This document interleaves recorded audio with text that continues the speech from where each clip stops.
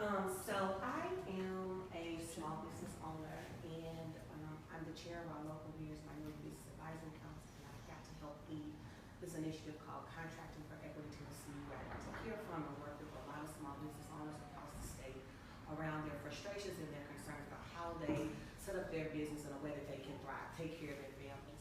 And a lot of the frustrations that I hear are around access to capital, access to credit, and then for those businesses that want to do this with a government entity, there are a lot of loopholes and barriers that prevent them from being able to succeed. Right. Being prepared to get those government contracts that may provide some sort of sustainability for their business. Can you talk a little bit more about how you plan to, give half federal contracts to small business owners? Do you plan to expand the AA program? What does that look like?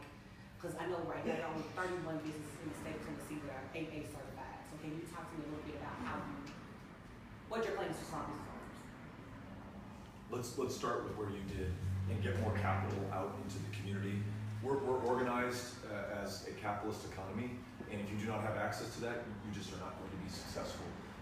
So we will double the size of the community development finance institutions that make small business loans to entrepreneurs who otherwise would not be able to access credit or capital. We will then make a much larger investment in the state grants that turn those over to credit and lending institutions in Nashville, El Paso, Texas, my hometown. You just hit on something else that we need to do, which is we procure hundreds of billions of dollars at the federal level every year. Our administration will move $50 billion of that procurement to small businesses, and half of that will be minority-owned and women-owned businesses in this country. So with that contract for that service or product that you provide, you're then able to have the cash flow that allows you to expand, hire more people, and provide services to other clients as well. And then lastly, I want to mention the racial dynamic of this. When I started a small business 20 years ago, I went to the bank for a loan, was denied. We were starting a technology business. I had no collateral to pledge against that loan.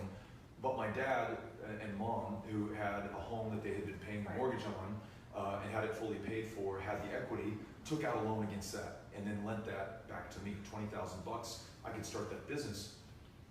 We know through redlining and through mortgage lending practices over the last 100 years in this country that we've denied so many in this country from building equity against which they can borrow. So I think we have to more than make up for that by vastly expanding these programs as we propose to do in our administration, and then not just expanding them to all small business owners universally, but specifically targeting to minority-owned and women-owned. And then on the 8A part of this, I want to make sure I get you an intelligent answer. I know from serving on the Hispanic Chamber of Commerce Board of Directors, and one of our primary missions was certification and then contracts for 8A businesses. The loopholes or the hoops through which you have to jump, and the loopholes that some are able to exploit and others are not. We've got to make this fair to everyone involved, and so I want to make sure that we take a look at the 8A program and come back to you with some intelligent answers about how we make that better. Okay. Thanks for asking the question. I have so many follow-ups, but